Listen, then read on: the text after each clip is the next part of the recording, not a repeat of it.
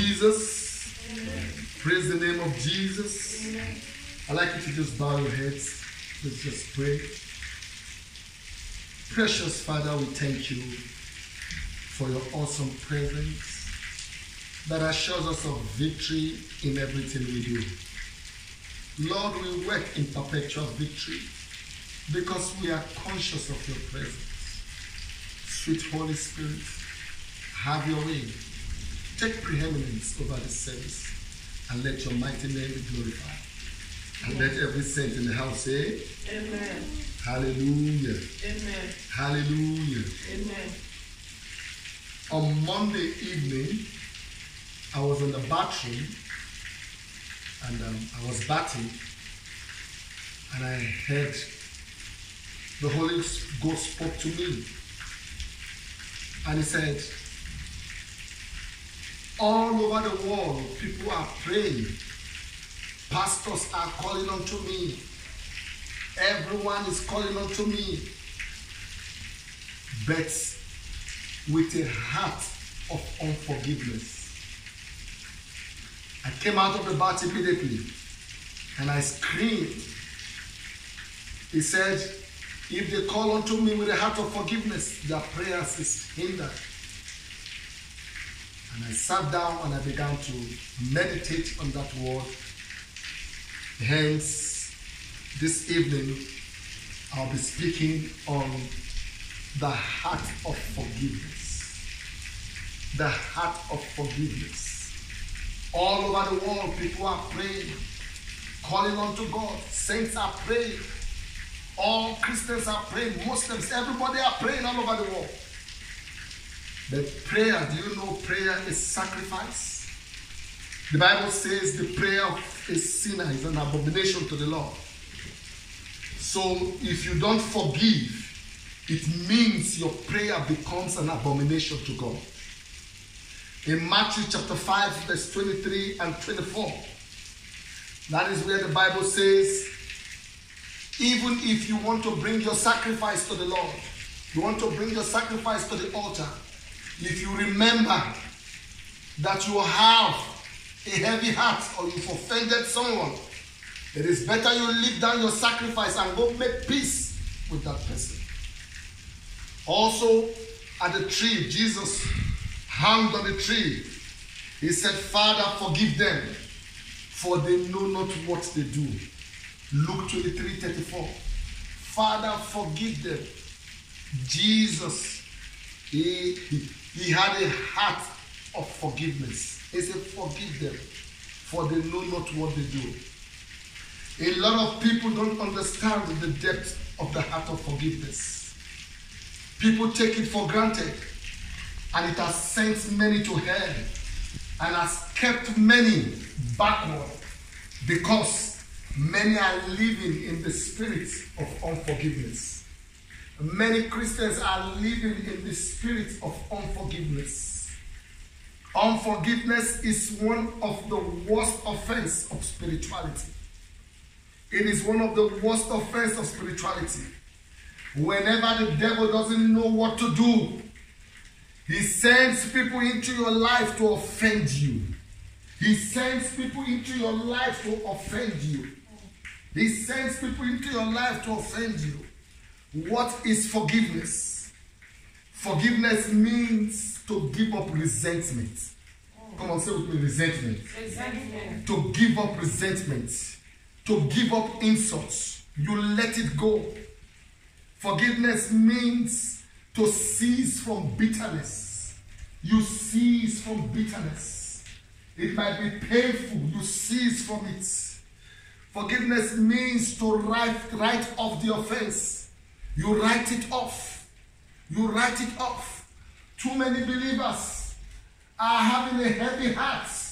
They don't know how to forgive. They don't know how to forgive.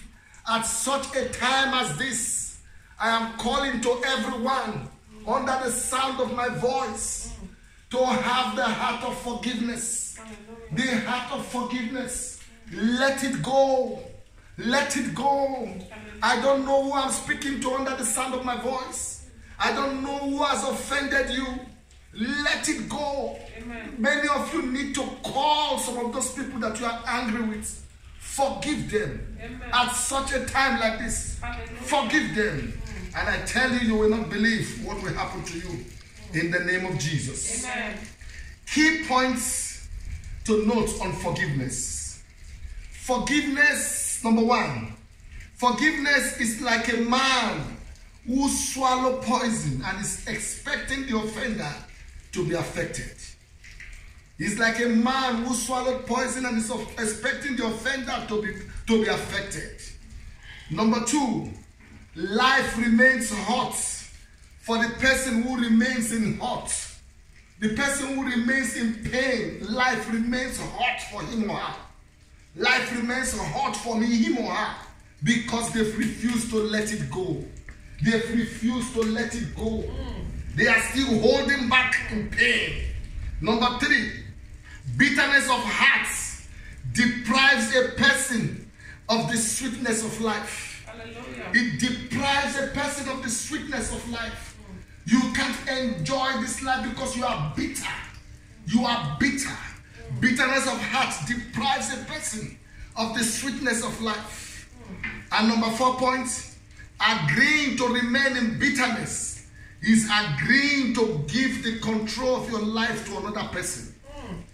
Agreeing to remain in bitterness is agreeing to give the control of your life to another person. That is agreeing for another person to control your destiny. If you don't want to forgive that person is the one controlling your destiny. Your life remains in hurt. You remain in pain. You remain in pain. You've given the control of your life to another person. And number 5, to forgive is to give at a high level. Every forgiver is a giver. Hallelujah. Every forgiver is a giver. Can I hear an amen? Amen. Every forgiver is a giver.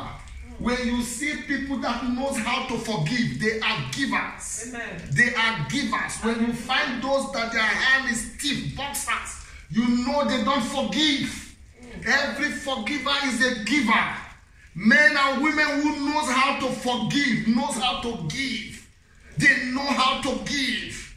I will show you that a forgiver is a giver in the life of Joseph. In the life of Joseph, as we continue. What is the impact of unforgiveness? What is the impact of unforgiveness? To fail to forgive is to remain unforgiven by God. When you fail to forgive, you remain unforgiven by God. Mark 11:26. But if you do not forgive, neither will your Father which is in heaven forgive your trespasses. If you do not forgive, neither will your Father which is in heaven forgive your trespasses. Also in Psalm 66 verse 18, if I regard iniquity in my heart, the Lord will not hear me. The Lord will not hear you. You are busy fasting and you are praying. Then you have one sister, one brother, one pastor in your heart that you refuse to forgive. Who am I speaking to under the sound of my voice? Oh, Lord, have mercy. Let it go. Let it go. Renounce it. Let it go. You are hindering yourself. You are hindering yourself. What is the impact of unforgiveness? Number 2. It is to be distanced from love. And to be distanced from love is to be impotent of faith. When you refuse to forgive, you have distanced yourself from love. And when you have distanced yourself from Lord, you are impotent of faith. You are impotent of faith. So how do you handle? How can somebody handle offense? How can somebody handle offense? I heard somebody saying right now that, okay, how do I handle this offense? How do I handle this offense? This brother, this sister has offended me. How do I handle it? Turn with me to Matthew chapter 8. Matthew chapter 18. Matthew 18. Hallelujah. Matthew 18 verse 7. Thank you, Jesus. Woe unto the world because of offense, for it must need be that offenses come, but woe to that man by whom the offense cometh. Woe to that man by whom the offense cometh. How do you handle offense? Number one, receive the grace from the throne of grace to forgive. Hebrews 4:16. Let us therefore come boldly unto the throne of grace, that we may obtain mercy and find grace to help in time of need. Receive grace from the throne of grace. Amen. Receive that grace now. Amen. Receive that grace now. Amen. A very good example is Joseph. Genesis chapter number 50. If you take it from verse 15. From verse 15 to 21. Genesis chapter number 20. From verse 15 to 21. Praise God. And Abimelech said, behold, my land is before thee. Dwell where it pleaseth thee. And unto Sarah he said, behold, I have given thy brother 1,000 pieces of silver. Behold, he is to thee a covering of the eyes unto all that are with thee, and with all other thus she was reproved. Verse 17. So Abraham prayed unto God, and God healed Abimelech. Genesis chapter 50 is Genesis chapter 50. Thank you, Jesus. Genesis 50. Genesis 50 verse 20. Genesis 50, let's take it from verse 15 to 20. And when Joseph's brethren saw that their father was dead, they said, Joseph will peradventure hate us, and will certainly requite us all the evil which we did unto him. And they sent a messenger unto Joseph, saying, thy father did command before he died, saying, so shall ye say unto Joseph, forgive, I pray thee now, thy trespass of thy brethren, and thy sins, for they did unto thee evil. And now we pray thee, forgive thy trespass of thy servants, of the God of thy father.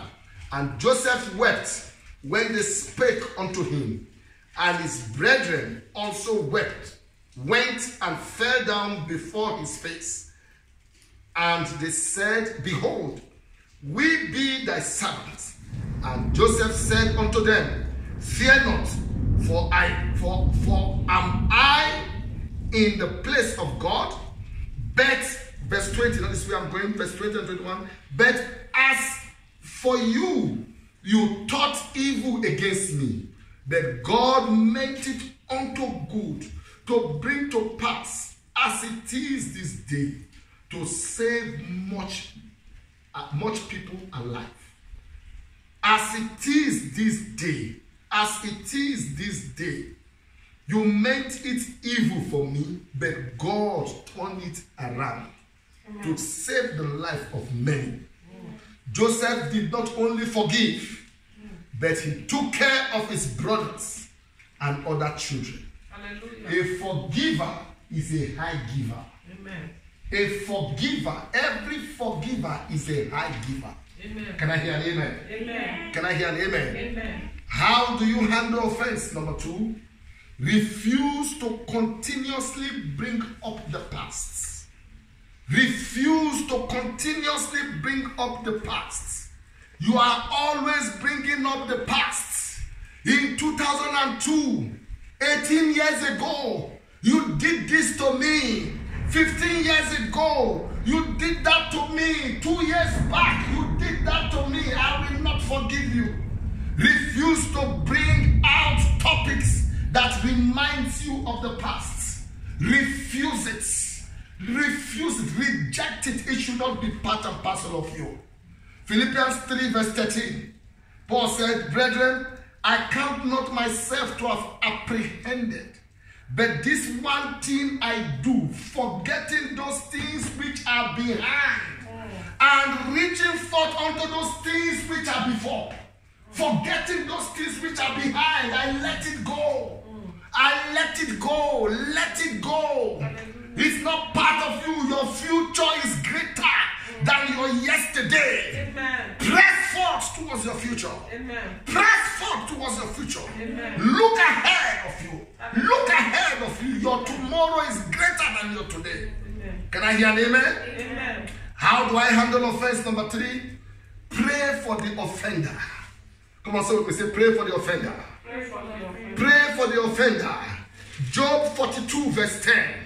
Job 42 verse 10. Can you imagine? Look at what Job did. The day Job prayed, and Job 42 verse 10. Amen. Amen. Job 42 verse 10. Thank you, Jesus. Job 42 verse 10. And the Lord turned the captivity of Job when he prayed for his friends. When he prayed for his friends. Can you pray for your friend that have hurt you? Can you pray for your brother or your sister that have lied against you? That have spoken evil against you?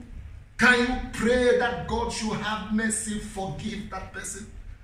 Job prayed for his friends. And the Lord turned the captivity of Job when he prayed for his friends. Also, the Lord gave him twice as much as he had before. Somebody say twice. Twice. Double, double. Double, double. As much as he had before. Look at Acts chapter 7. Act of the Apostles chapter 7. Hallelujah. Act of the Apostles chapter 7. We're looking at verse 60. Hallelujah. Amen.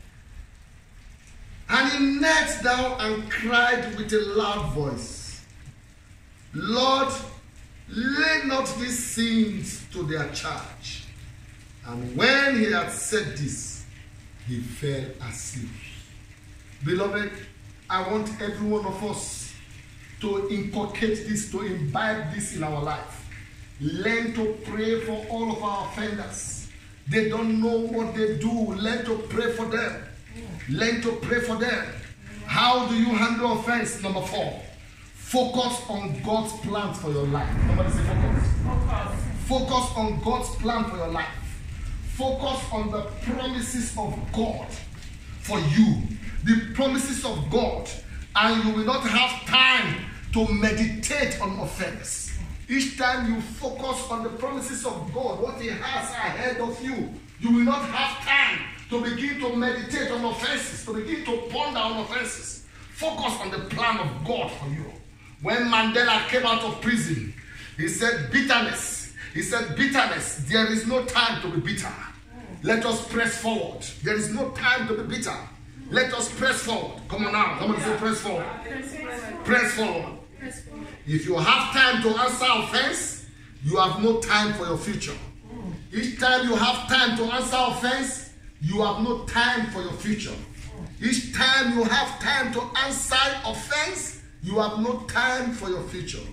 And number 5, how do you handle offense? Stop looking for who is talking about you. Who is talking against you. This man said this. This one said this. Then say. Somebody say, then say. Stop looking for who is talking about you. Start looking for what the Holy Spirit is speaking about you. What the Holy Spirit is speaking about you. Then I want you to focus on the future. Focus on what God has in stock for you. Amen. Focus on what God has in stock for you. Amen. In the name of Jesus. Amen. Holy Spirit is speaking. What is the Holy Spirit? What is the Lord saying about me? What is the Lord saying about me? Start focusing on that. Start focusing on that. Hallelujah. In fact, the ministry of a pastor is a wonderful ministry. Sometimes you find people talking about you, the same people you are praying about, you are praying for. They backstab you, they frame up all manners of things against you. Forgive them, for they know not what they do. Forgive them. Somebody say forgive. Forgive. Somebody say forgive. Forgive. Forgive them, for they know not what they do. Amen. Please, beloved, if you are under the sound of my voice and you know You've been living with the spirit of unforgiveness. I'd like you to bow down your head right now, wherever you are, under the sound of my voice. Bow down your voice, bow down your face, bow down your head, wherever you are, under the sound of my voice, and begin to ask God for mercy. Ask God for mercy. Ask God to forgive you. Ask Him to have mercy upon you. Father, forgive me, Lord. I repent of my sins. I repent of my sins. A 360-degree turnaround. Not sitting on the fence, Lord. I repent of my sins. I denounce it. It is not my portion. Have mercy on me. Forgive me, Lord. Forgive me, Lord, of every known and unknown sin. Tonight I let it go. Tonight I let it go. So that God can hear me. I let it go.